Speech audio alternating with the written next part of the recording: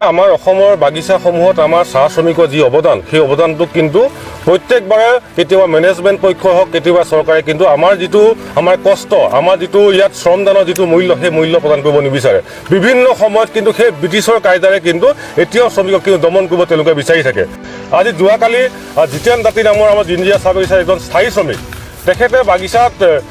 কিছু কামৰ কাৰণে তেওঁ হয়তো গৈছিলে কোনোবাই খৰি লুৰিবৰ কাৰণে তেওঁ গৈছিলে কিন্তু সেই অৱস্থাত দুজনমান মেনেজাৰে তেখেতক ধৰি শাৰীৰিকভাৱে বৰ গুৰুত্বভাৱে প্ৰহাৰ কৰিছে এইটো অত্যন্ত পৰিতাপৰ বিষয় শ্ৰমিকজনে যদি কিবা ভুল কৰে তেওঁক শাস্তি দিয়া ব্যৱস্থা আছে তেওঁ ভুল কৰিছে বা যিটো মেনেজমেণ্টৰ যিটো আইন আছে সেই আইনমতে তেওঁ যদি কিবা ভুল কৰে সেই আইনমতে তেওঁ শাস্তি প্ৰদান কৰিব লাগিছিলে কিন্তু তাকে নকৰি তেওঁলোকে সেই শাস্তি তেওঁলোকে নিজাববীয়াকৈ তেওঁলোকে গ্ৰহণ কৰিলে এইটো আমি অসম চাহী ছাত্ৰ সন্থাৰ তীব্ৰ গৰিহণা জনাইছোঁ আজি জিঞ্জিয়া চাহ বাগিচা সমূহ ৰাইজ আহি আজি ঘেৰাও কৰিছে আজি পৰিচালকক আৰু এই ক্ষেত্ৰত কিছু ক্ষেত্ৰত আজি পৰিস্থিতি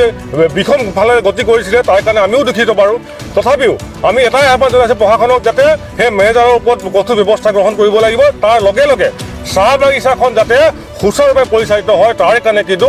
জিলা প্ৰশাসনে কিন্তু ব্যৱস্থা গ্ৰহণ কৰিব লাগিব ঘটনাটো ইতিমধ্যে আপোনালোকে জ্ঞাত তথাপিও মই কৈছোঁ যে জিতেন তাঁতী নামৰ যিজন শ্ৰমিক তেওঁ কিবা খৰি কাটিবলৈ বাগিচাৰ মানে ভিতৰতে খৰি কাটিব বা খৰি আনিবলৈ গৈছিলে সেই সময়ত মেনেজাৰে তেওঁক সেই বাগিচাৰ সেই স্পটতে সেই ঠাইতে তেওঁৰ ওপৰত মানে যিটো শাস্তি তেওঁ মাৰধৰ কৰা যিটো মানে এটা বেয়া পৰিৱেশ সৃষ্টি কৰিছিলে সেইটো কিন্তু একদম সঁচাকৈ দুৰ্ভাগ্যজনক মানে বেয়া কথা বহুত দুখৰ কথা সেইটো কেতিয়াও হ'ব নালাগে পৰিচালকে সদায় শ্ৰমিকৰ ভৱিষ্যতটো আৰু বৰ্তমান সুৰক্ষিত কৰি তেওঁক আইনগতভাৱে ব্যৱস্থা লোৱা উচিত পঢ়াটোতো মাৰিছে বাৰু এতিয়া মাৰিলেইতো নহ'ব না খৰিও দিব লাগে আমাক খৰি দিলেতো আমি খৰি আনিব নাযাওঁ আগত বছৰত ইমানবাৰ খৰি দি আছিলে এতিয়া খৰিয়ে নিদিয়ে এপ্লিকেশ্যন দিলেও খৰি নিদিয়ে ইয়াত ভৰ্তি হৈ আছে এপ্লিকেশ্যন কেইটা Assam Focus